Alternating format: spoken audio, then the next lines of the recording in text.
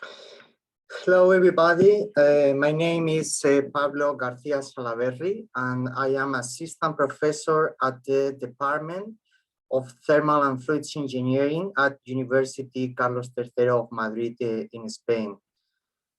First of all, I would like to acknowledge the invitation of the Electrochemical Society to give this invited talk.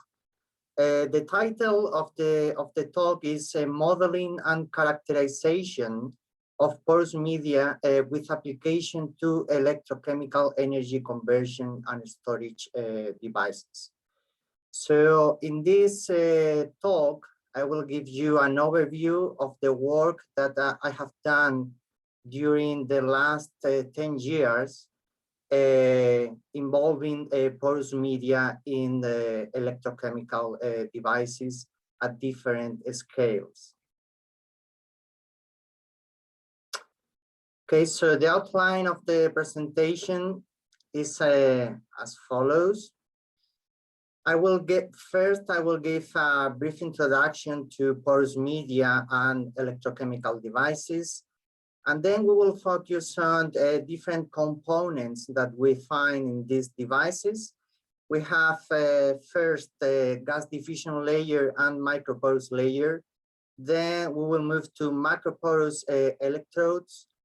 Then polymer electrolyte membranes. And finally, we have the catalyst layer. And I will conclude my talk with the conclusions and future work that is always remaining there, citing the research. Okay, so here we have several electrochemical devices. Some examples are lithium-ion batteries, redox flow battery, fuel cells and electrolyzers. So we have a lot or many electrochemical devices out there. We can see the application, and a common feature of all these devices is porous media. We can find, for example, we have gas diffusion layers in fuel cells. Similar layers we can find in electrolyzers, or even the electrodes of redox flow batteries are similar to gas diffusion layers. So we have porous layers, say. And in all these devices, we have also membranes. Membranes can be also analyzed as porous media with ionic channels and transport of species through these ionic channels. We have macroporous electrodes, say similar to gas diffusion layers, but specially designed, for example, for redox flow batteries. And we have catalyst layer, which is a multi-component porous media, where we have all the phases there. We have ionomer, we have carbon, we have pore space, and we have, of course, the catalyst, the platinum, for example, in the case of fuel cells. So all these components are in the electrochemical devices. So porous media is an essential part to understand what is happening and optimize these devices. Okay, so in terms of my talk, I will focus in the modeling and characterization. In particular, most of the talk will be devoted to modeling. Okay, so in terms of modeling, we have, of course, in any problem in engineering, we have many scales. We have from the electrons or the atoms, the molecules. Then we can go to the mesoscale. We can have the component scale, even in electrochemical devices, the stack scale, and then finally we will reach the application. We'll reach the application. Maybe the fuel cell, for example, is going to be used to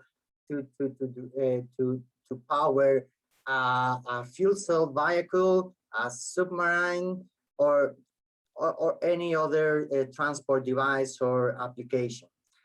Okay, so in this talk, I will comment on some of the modeling techniques that I have used during my career. So, for example, typical approaches we have for at the pore scale, we can find pore network modeling when we are focused on what is happening, especially at the component level. We want to model in more detail, for example, two-phase transport in gas diffusion layers. We have direct numerical simulation, just running continuum conservation equations on tomography images or reconstruction of porous media. So, for example, this is in the both cases is gas diffusion layers, but here we have this pore network vision of the GDL with pores and throats, and here we have all the detail with the detailed microstructure of the material. So obviously the computational cost of this technique is much higher than this one, and also when we want to move to higher scales, we can pass through some hybrid modeling, combining, for example, continuum and pore network modeling in order to bridge scales. So this component scale to the cell or stack scale, we can move to this kind of modeling with the combining several modeling techniques. In this one, it was a combination of pore network modeling and macroscopic continuum modeling of the GDL. And then we can have macroscopic modeling, pure macroscopic conservation equation when we want the cell or stack level will be the choice. Or say also we can have some macroscopic balance instead of solving the differentials equation. But anyway, we have the macroscopic modeling when we want to move to high level of application. Okay, so this is what we have. We have many modeling techniques. We have different electrochemical devices. We have different porous media with particular characteristics. So this is the starting point of my talk. I would like to introduce you some talks that I have also in this ECS meeting. In the characterization of porous materials 9, session 2, there is a talk about this hybrid modeling combining pore network and macroscopic modeling of gas diffusion layers. We have also a talk in collaboration with the Department of Material Science at the University Carlos III of Madrid about modeling and characterization of copolymer membranes. And here there is a talk together with also people from University Carlos III of Madrid, in particular a work in collaboration with Mr. Arturo Sanchez Ramos regarding the modeling, the multi-scale modeling of membranes at the cell level or the component level, focus on the impact of the thickness of the membrane on the balance, the water balance in fuel cells.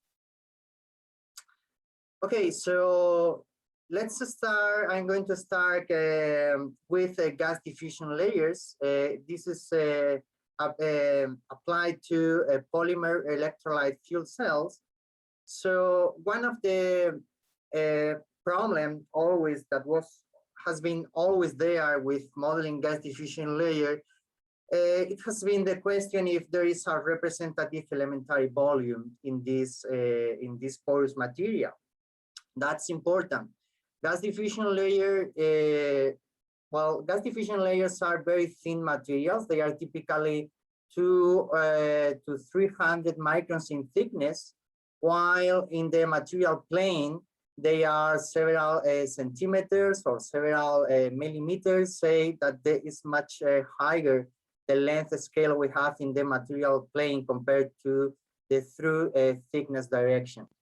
So if we want to define a representative elementary volume, okay, by definition, we take any material property. It can be, for example, the porosity.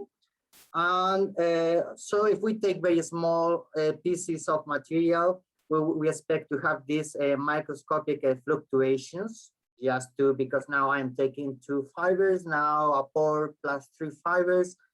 So we have that kind of microscopic fluctuation. Eventually, we will reach a plateau of that property. So here's where is my representative elementary volume, my rep. So there is a separation of the scales between my microscopic heterogeneities and my macroscopic variations. Heterogeneities have the macroscopic scale. So at this here, I can clearly define my representative elementary piece of material with some stable, some meaningful representation of that property. And that scale here, as I mentioned before, is the macroscopic heterogeneity. So we can have from some point to another point of the material, of the porous material, a chain on in the porosity, just because that material is macroscopically heterogeneous, okay? So, but the important is if we have this separation of the scales, and we can certainly define a ref in gas diffusion layers. Okay, so on the other hand, we have that the reality is that gas diffusion layers are very thin materials. They are highly heterogeneous. They are anisotropic, and they even display mixed wettability properties, okay? So in this case, okay, here, for example, we have a tomography image of a TGPH 120 from the Torre. Okay, this is a typical gas diffusion layer. For example, if we look at the porosity through the thickness of the material, we find this variation of the porosity. Okay, so there are wide fluctuations of the porosity, of the local porosity through the thickness of the material. Even we can define or differentiate between the surface region, where the porosity goes from low values to very high values, and the core region, where there are these random fluctuations of the porosity. So obviously, just looking at the porosity that we have through the thickness, we can anticipate that it's going to be difficult to find a representative elementary volume in this material when we are examining the through thickness direction. Okay, so but okay, so but we would like to test the rep definition looking at effective transport properties, and this is what I'm going to show you now. So the first step is to take X-ray tomography images of different GDLs. Here we have TGPH 120, but also other fabrics like SGL. Okay, all these tomography images were acquired at Lawrence Berkeley National Lab, okay, under dry conditions, and all the samples were uncompressed. So this is the first step is the characterization, okay, this acquisition of X-ray tomography images. Then there is a second step, which is also is to convert the grayscale images from tomography to segmented images. So we can differentiate between fibers, binder, and PTFE, okay, and void space. So we have the control of all the components that are in the material. Okay, so that that part is we have to use image processing the techniques for that, and okay, so we can then run the simulations. For example, on the void space, if we are looking for permeability, or on the solid part of the material, if we are interested in thermal conductivity. Okay, that's that part of the process is essential, and it's essential also to be as accurate as possible when we differentiate the components there of the material. Okay, so we have our segmented tomography images. So the next step is to compute the effective properties. In this case, we are using the lattice Boltzmann method to run the numerical simulation.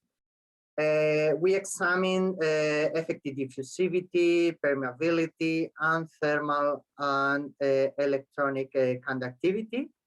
We look for the properties in two directions, the through-plane direction across the thickness of the material, and the in-plane direction in the material plane.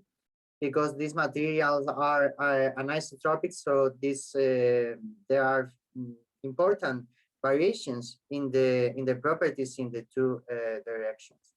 So we have four properties, two directions.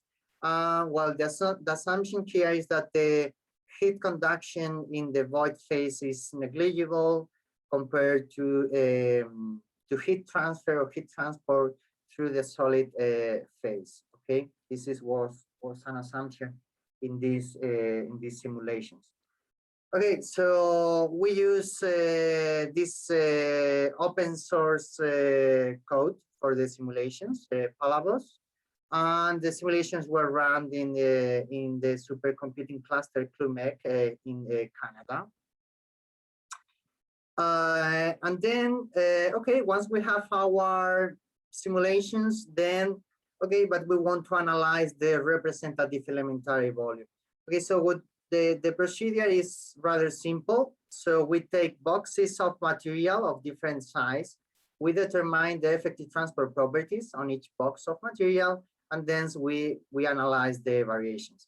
In total, this was a very huge simulation campaign composed of around 2,000 simulations. And then, okay, this was the subdomains, the pieces of material were of different width in the material plane, X and Y, sorry. So Y is this direction, X this direction, and then the Z direction is through the thickness and different thicknesses, okay? So we can explore what happens in the material plane and the through plane direction when we took different pieces of material. Okay, so these are the results for diffusivity. Here we have the through plane diffusivity, and this is the in plane diffusivity, of course, effective diffusivity. And what we can see in the results is that, okay, here we have the property of interest in the Y axis. And then here on the X axis, we have the width of the piece of material, okay, the width in the material plane. And then the different colors and the different markers correspond to different thicknesses of the pieces of material. So what you can see here is that we can define a representative size in the material plane. Okay, so we reach here, we can see clearer that we reach about around 1 millimeter, we reach almost a plateau, regardless of the thickness of the piece. Okay, so we can say the in the order of millimeters, 1 millimeter, 2 millimeters, is representative of the material of gas diffusion layers in the material plane. However, in the through thickness direction, we always have variations. I cannot provide you a length scale that is representative of the material because the material is so thin that there are only a few pores through the thickness. So we cannot separate the macroscopic scale from the macroscopic scale, okay? So the rep definition through the thickness of the material is not possible. There is not that separation of scales, okay? And this is what we can clearly see and confirm with this result. Then the same happens if we look, for example, at the thermal conductivity, which is a property that depends on the solid material instead of the void phase, as is the case of the effective diffusivity. And for those properties that depends on the solid phase, we have the same. The conclusion is the same. Around 1 millimeter in the order of that scale is representative in the material plane, but in the through thickness direction, it is not possible to define a representative elementary volume, okay? So that's an important analysis of these materials, particular materials we have in electrochemical devices, which are thin porous media, okay? It's very different from soil or transport in rocks, where our domains are pseudo infinite domains, okay? There are not a finite size effects of the material, okay? So that's important. And okay, so here we have just the summary of all the analysis is that more or less are in the order of 1 millimeter representative in the material plane, not representative size smaller than the thickness of the material I can define in the through plane direction. So, and for example, if we look at the surface region, they are like around 25% of the thickness of the material. So that's obviously that is comparable to the thickness of the material. It is not a region that is small compared with the thickness. Okay, so the ref is the definition is not possible in the thickness direction. But what are the consequences of that? Okay, so with that aim, I move to my next work. This was an investigation. Also, it was performed in a supercomputing cluster in Canada, but in this case was using the volume of fluid method. We used the ANSYS Fluent for the simulations. And the numerical experiment was to compare the prediction of a model, of a fuel cell model, when we use tomography images for the GDL. Okay, so we are resolving pore scale transport in the GDL with this tomography images there, compared to a fully volume average model, including a volume average description for the GDL and the remaining components. In this case, the remaining components were described using a volume average formulation, but the GDL was with this pore scale simulation on the tomography image. So, and you can see here the differences, okay, of the two approaches. Some example of the simulation results. Here are the operating conditions, okay? And okay, the results are as follows. The main conclusion of this experimental, of this numerical experiment was, well, here we have the polarization curve. We have the voltage as a function of the current density. And if we compare the two models, they are rather similar. There are always some minor differences. But for example, if we take some reference point with around a current density of 1 ampere per centimeter square, all the predictions are the same. Okay, so I mean, in terms of current density, the average is the same, the average current density. However, if we look at the local distribution of the current density, they are very different. They are, here we can see how the microstructure of the GDL is impacting the local distribution here at the reed channel scale compared with the volume average model.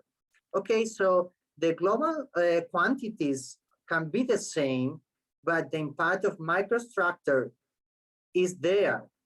The impact of microstructure is there because we cannot define clearly and rigorously that representative elementary point. Okay, and that's can be it can be thought that this is not important. Okay, if I just want to I am concerned about if I produce 1 ampere per centimeter square or 2 ampere per centimeter square, maybe macroscopic modeling will be a good choice because I am interested in performance and my interest is in the average quantity. But for example, when we are studying durability, these fluctuations here is only 0.2 ampere per centimeter square. Okay, but it is convenient to see, and it's something that should be done, is to analyze the impact of these heterogeneities on durability. Because in this particular example can be these variations, but in other situations, the variations can be higher. And okay, so we can have durability issues, for example. So some local regions are degraded faster than other regions in the cell. Okay, so that's important. Can have important implications. So, for instance, if we look at other things different from the current density, here we have the temperature, oxygen distribution, we have the relative humidity. Always the average number is the same, but the fluctuations are important. So, for example, the oxygen here we have a region that is almost oxygen starved. Okay, so that region can be prone to have durability issues, and also some hot spots can contribute to degradation. So that's something to look in more detail. So impact on durability and also transition to phase flow and all these things as I mentioned before. Local hotspots, oxygen starved regions, and water nucleation point are affected. Okay, depending on the modeling approach I use here. Okay, and we understand that this happens because of the lack of the rapidness to plane direction. Okay, another example. Now we will take this GDL SGL25 and the modeling experiment is to, I will gradually include more surface region. I will start with this black region of the GDL.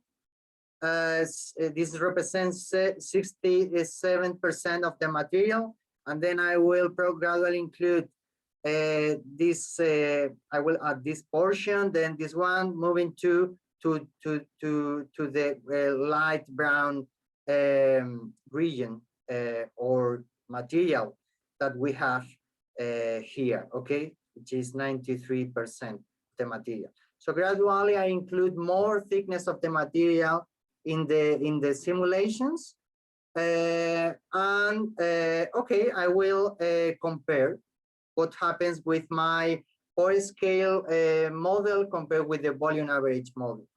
And something that we observe is also that there is the importance of surface region, and the importance of surface region is, in other terms, is the importance of interfacial regions between components and interfacial resistance. For example, in this investigation, we can clearly show the effect of electrical resistance. It was here, we have on the left side, we have the current density computed for the different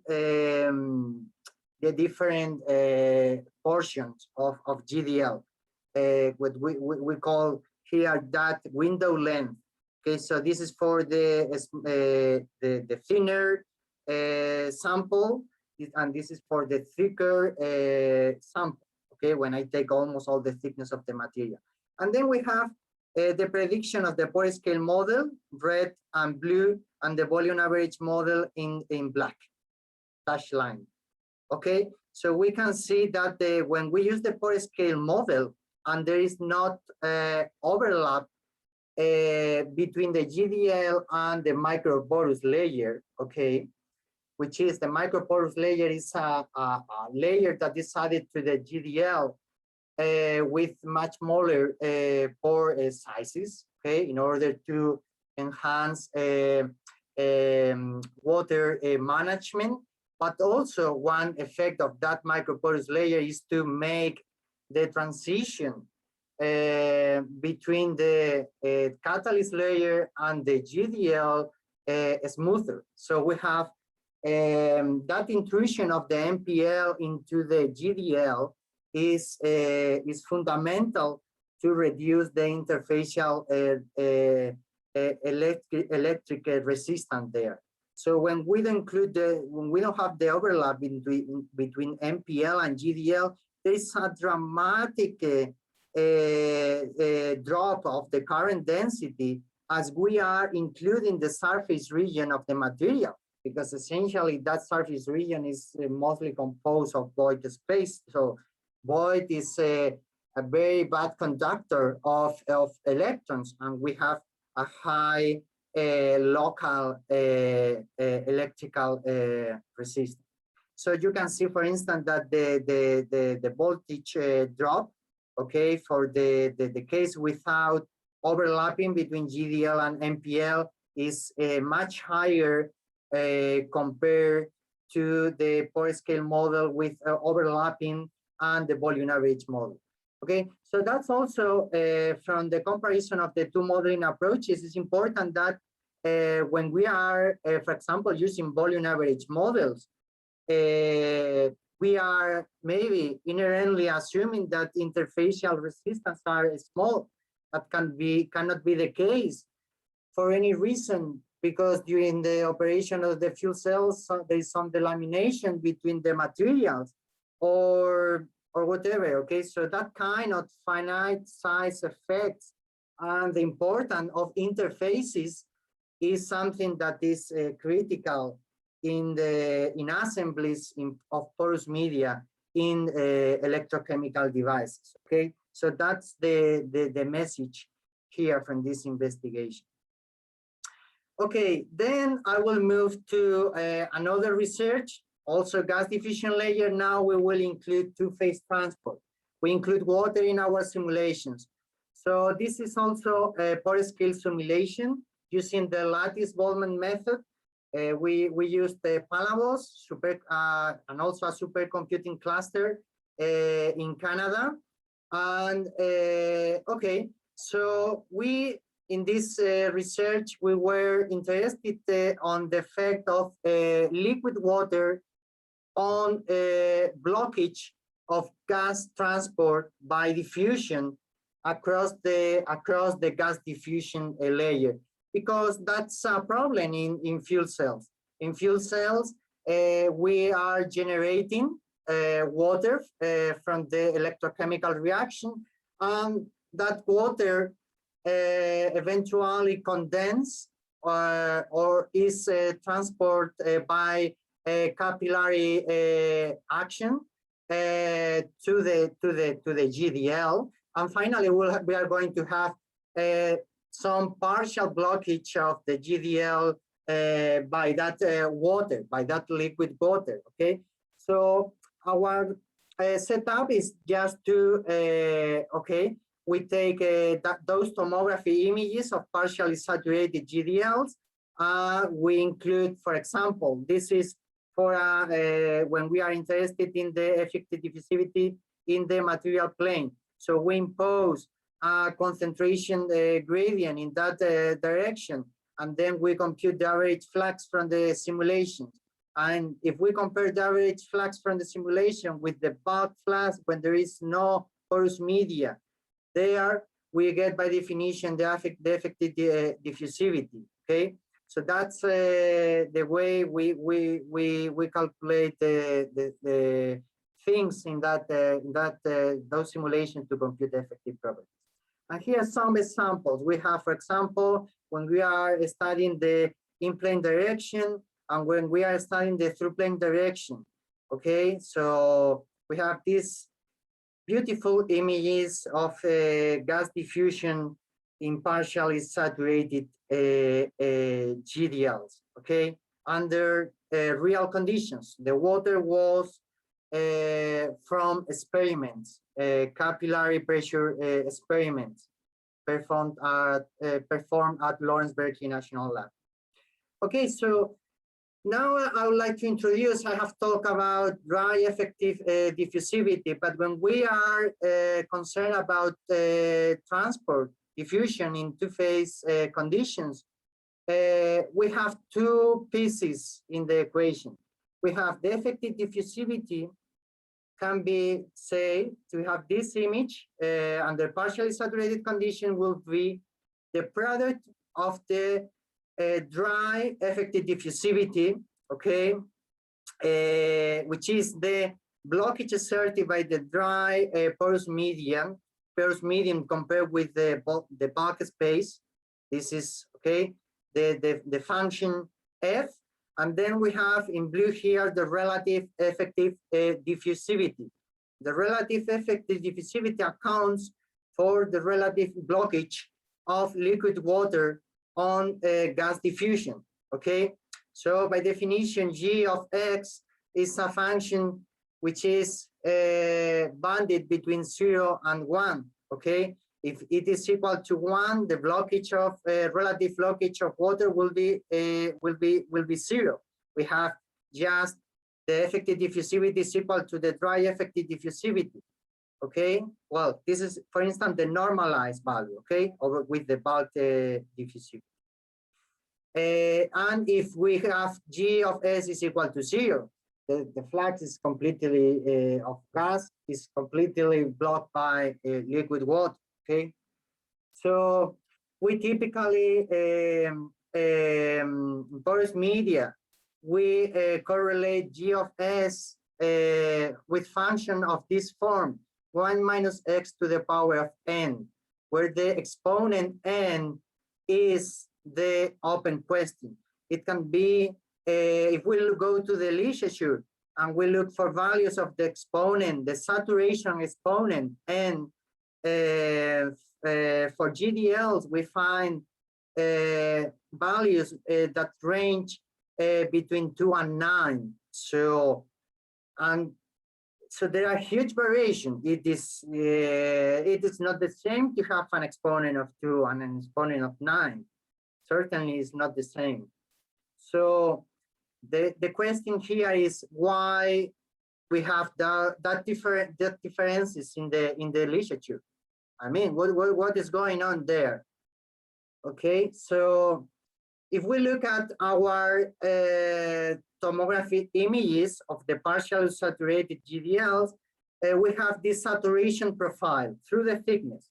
Here is local saturation, and here is the position, normalized position or dimensionless position through the sample. So if we look at the part close to the injection point, saturation is almost close to 1, while on the other side, well, saturation decreases. Okay, we have that capillary transport, and well, eventually here is the breakthrough point where we reach the other part of the other phase of the sample. But the important point is that here we have saturation close to 1. Okay, so peak water saturation is almost 1 there. Okay, so we thought, okay, let's explore what happens if I take different pieces of the GDL. This means different different peak saturations. If I took this piece, the full thickness, I will have this peak saturation. If I take this piece, the peak saturation will be that one, then that one, then that one, and so on. Okay, so it is similar to the experiment we did before for the surface region, the interfacial resistance, but now we are concerned about the peak saturation. Okay, so and what happens is that you get a picture like this. Okay, here the different markers, different colors are different peak saturations because we are taking a different piece of the material in the through plane direction. And if we put on our numerical result these correlations that range from 2 to almost 9, okay, we get all our numerical results are on the same scale. We have the same range of variation. Okay, so there's a dramatic influence of peak saturation, finite size effects in these thin porous materials. Okay, and so we can from this investigation we were able to conclude that at least peak saturation is an important ingredient there. Average saturation it is not enough. It is not enough. You can have the same average saturation. Okay, as you can see here, same average saturation, but because the peak saturation is different, we have dramatic variations of the relative effective diffusivity. Okay, so the distribution of water is beyond or is an additional ingredient apart from average saturation. Okay, so those finite size effects. Okay, so and then I would like to conclude my work on my presentation on gas diffusion layer with some ongoing work, which is the modeling of gas diffusion layer using a composite or hybrid pore network continuum formulation. So the modeling approach is this one. We divide the GDL in control volumes. Okay, inside each control volume we can have different computational cells, and then these control volumes are connected with each other. Okay, so this is an intermediate approach where, okay, so I know that I cannot define a representative elementary volume through the thickness of the material. Okay, but I can define control volumes. Control volumes is something, is arbitrary definition. Okay, I can have control volumes with different properties from control volume to control volume. Okay, so that way I will avoid the use of representative of the ref there in my analysis. With this kind of approach, with using control volumes, well, we can improve our predictions when we are modeling GDLs, because as we saw before, macroscopic modeling can have limitations when we are interested in doing details simulations. Okay. So that's the point. We have control volumes, then we have the connectors between control volumes. The connectors can be small regions or can even be just the surface between the control volumes. Okay, we can, now we are working that way with connectors that are surfaces. So connectors are critical to model a two-phase capillary transfer. We can with the connectors we can control that or we can model capillary transport like in a pore throat fashion as we have in pore network. Okay, you can see more details of this modeling approach in the talk I mentioned at the beginning of this talk. So we have inside each control volume, we have a pore network representation. Okay, so that pore network is a structured pore network model, and we use that pore network model to compute local effective properties inside each control volume. Then at each connector, we have a differential piece of throat. Okay, that's to control two-phase transfer.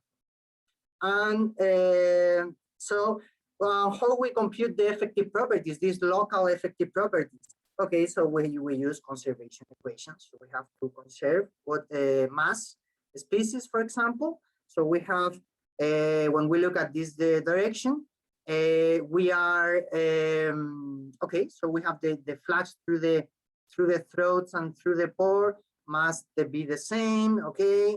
So and then we can combine that with the definition of effective diffusivity, and we arrive to a value to an expression to compute the local effective diffusivity in that direction. The through plane direction, that in this case we can do the same for other directions. For instance, this is just the conductivity, the diffusion conductivity is just the harmonic average of the diffusive conductivity. Okay, as is expected. We can do the same for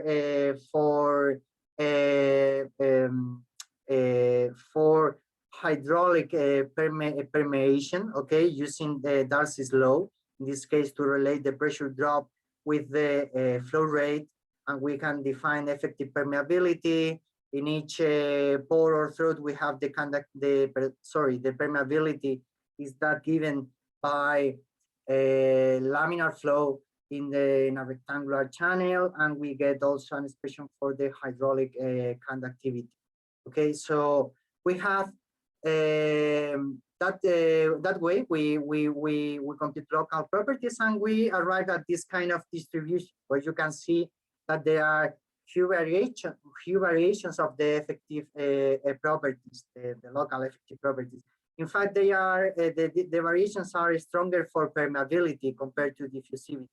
Okay, this is because of the sensitivity of permeability to the local size. Okay, so for example, consider that we have two channels with the same volume, but because the different size of each side of the channel, we will have different permeability. So you can have the same available volume, but because of the different sizes there in that channel, we have different permeabilities. So that is the reason permeability is more affected, because it's very sensitive to that local size. Okay, so, and then if we run some simulation using this hybrid modeling approach, we can have this in a wider scale. Now we have several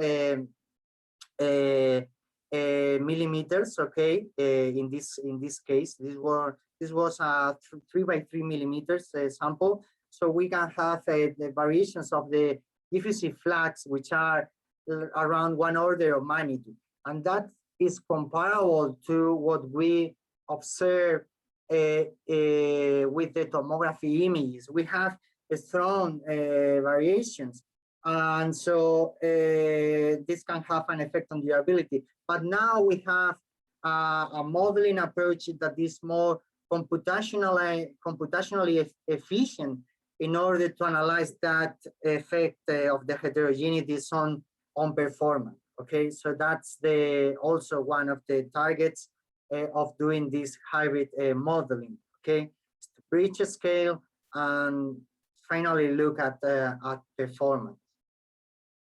In terms of, we can model capillary transport, okay, in our hybrid model. Here, for example, we have capillary pressure curves, liquid saturation as a function of capillary pressure. We have the Washburn equation for the threshold capillary pressure at the throats, our connectors. In this particular example, we can run simulations of the relative effective diffusivity, and we reach 1 minus s to the power of 3, which was the average value we observed before from tomography images and experiments. Okay, so we are, this is also a validation of the modeling approach that we are using is in agreement with the behavior of gas diffusion layers. And then more things that we are working on, work in progress, is capillary pressure, for example, for different compression ratios of the samples. We can model invasion percolation, and also we are starting with evaporation condensation. Okay, so different transport processes of liquid water, that's a complex problem in fuel cells, and with this kind of hybrid modeling, we can improve that modeling. And then also for the microporous layer that I mentioned before, with very small pores there below the GDL, we can include that layer, even intrusion between the two layers, and we can use non-conformal meshes in order to save computational cost. That's also an important ingredient of our hybrid modeling approach. Okay, so we have that B layer with the GDL and microporous layer. And then, well, I will move. Most of the talk was for gas diffusion layers, so I will go faster in the remaining. But we have some work on microporous electrodes. This is for redox flow batteries. And they are in redox flow batteries. Something that is of concern there is the mass transport. The Sherwood number is the mass transport we have from the channel to the reactive surface of the electrodes. In redox flow batteries, the electrodes are rather similar to gas diffusion layers used in fuel cells. Okay, so this experiment was to compare what happens to the Sherwood number and the utilization of the reactant when we feed the sample vertically versus when we feed the sample in the material plane. And as you can see here, with the result is that the mass transfer is significantly enhanced when we feed the sample vertically. This is in agreement, okay, well, the importance of dispersion in this porous materials is in agreement with experiments. And then if we look at the overall numbers, is that the mass transfer coefficient that we measure in the lab, for example, for interdigitated flow fields at the same mean velocity in the electrode, okay, is higher for the interdigitated flow field compared to the flow-through flow field. The flow-through flow field will be a situation closer to a sample fit in plane direction, while interdigitated will be an intermediate between through plane and in plane. But we have that contribution of through plane fit in the interdigitated. So that's an ongoing work, but for the same average Reynolds number in the sample, okay, that was the case of these simulations, we can say that the feeding mode of the sample and the interaction between the channel and the electrode, the flow field and the electrode, is important and can be an ingredient, a key ingredient when we want to operate a redox flow battery at lower flow rates, or we want to reduce pumping losses. Okay, just to optimize the feeding mode of the electrode. Okay, then the next component will be membranes in polymer electrolyte fuel cells.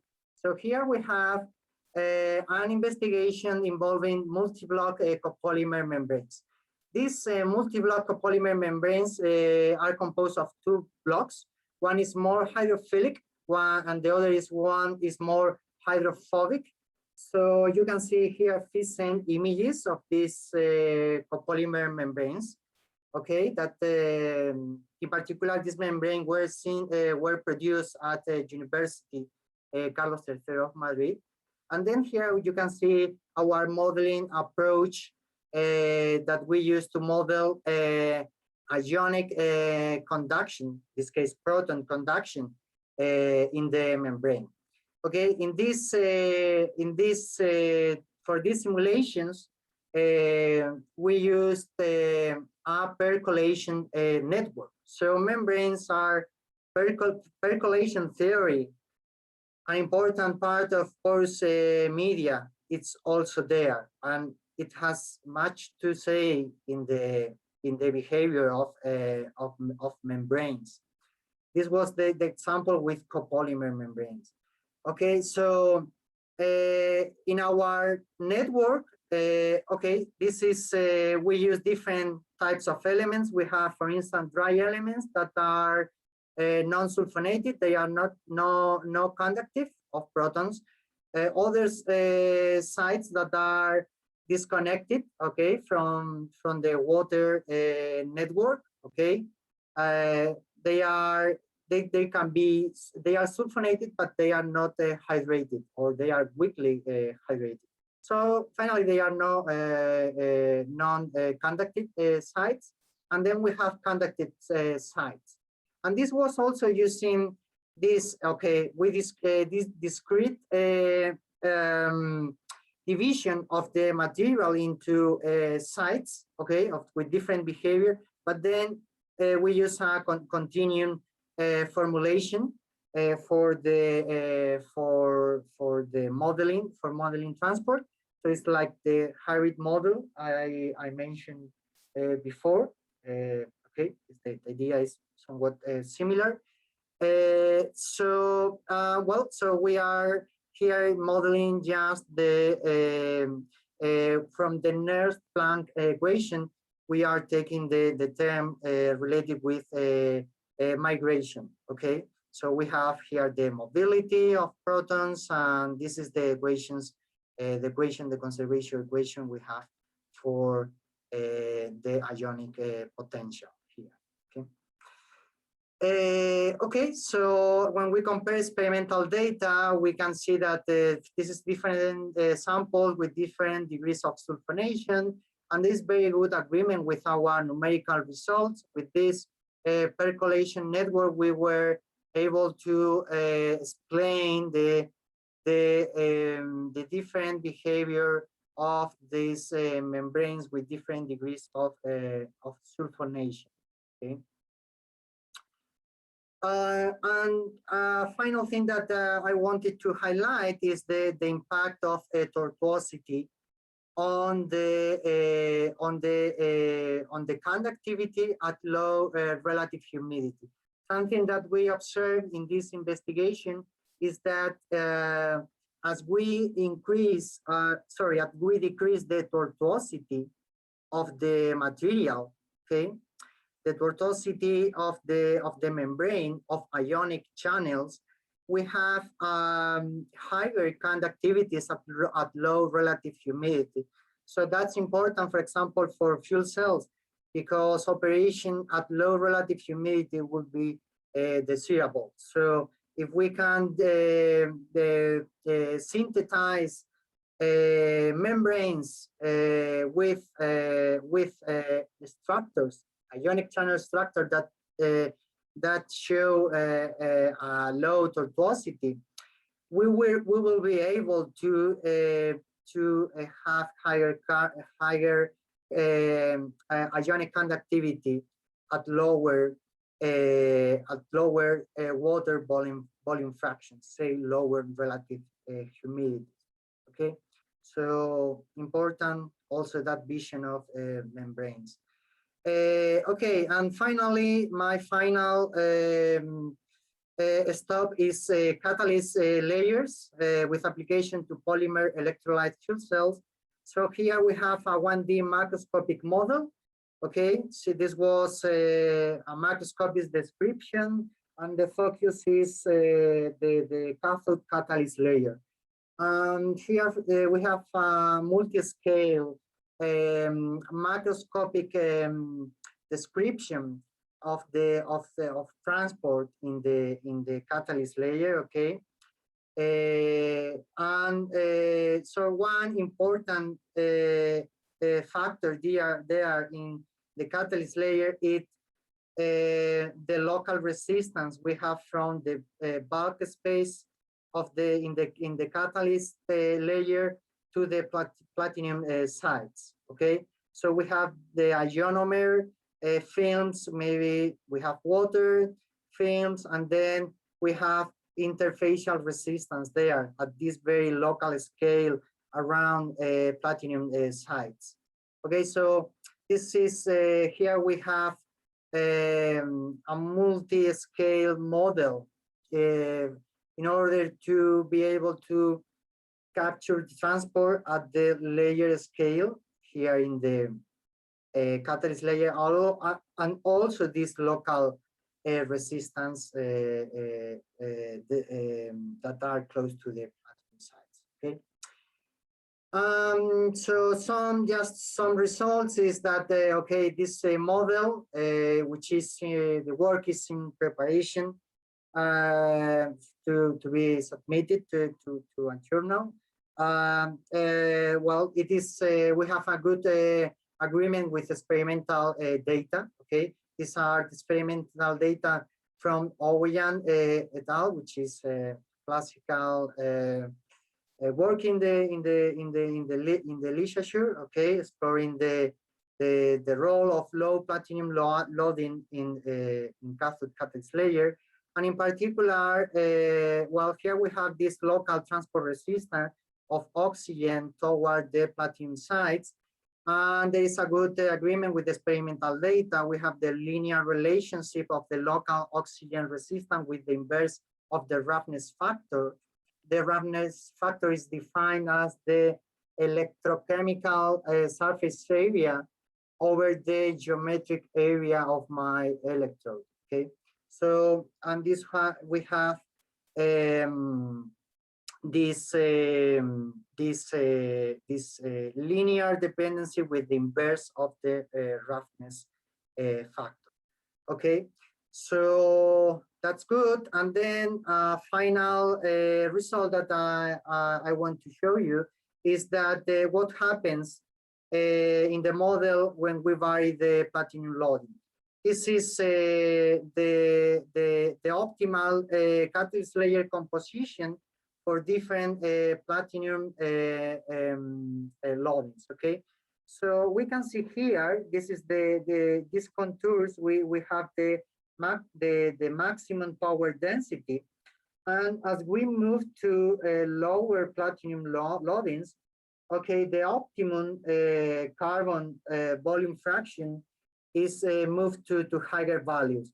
Okay, and this happens because as we increase the carbon volume fraction, we have a better distribution of the ionomer there. Okay, we are reducing the thickness of ionomer films in the catalyst layer. So I wanted to emphasize that the optimal composition according to our model is that at low platinum loading is to use relatively low ionomer volume fractions.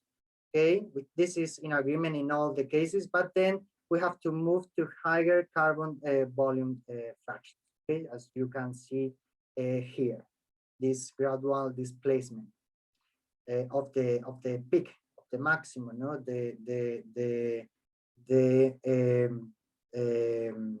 the red part of the contour.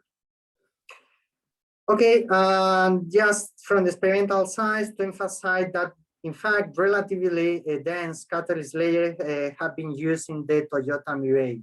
Okay, in the Toyota Mirai, for example, it was reported that the catalyst layers used there in this fuel cell vehicle were relatively dense. Okay, so the message is that let's say we have to study in more detail this interplay between ionomer distribution and carbon volume fraction. Okay.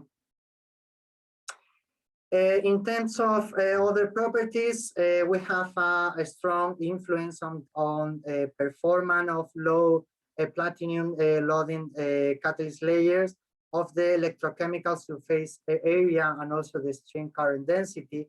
And the product of these two things is let's say the mass specific activity. Essentially, is the mass specific activity. Okay, so this is in agreement also with experiments. This is a key parameter, the mass specific activity to study in low platinum loading catalyst. So conclusions is the conclusions are that porous media are inherent components of electrochemical devices with very particular properties that deserve special consideration. We have seen finite size effects, multi-component nature. We have swelling, anisotropy, mixed wettability, and more things, and so on. Complex. Finally, the interaction of all these things makes porous media in electrochemical devices a very complex problem, but exciting at the same time. Then we have multi-scale modeling and characterization with different techniques is necessary to complement our understanding on porous materials, performance and durability. There is not a unique solution to this. There are many scales in electrochemical devices. Porous media are complex, and we need to complement the understanding from scale to scale, and we need different techniques. That's the way. It is not possible to include everything at the same time and to give you a solution. Okay, but that's work to do.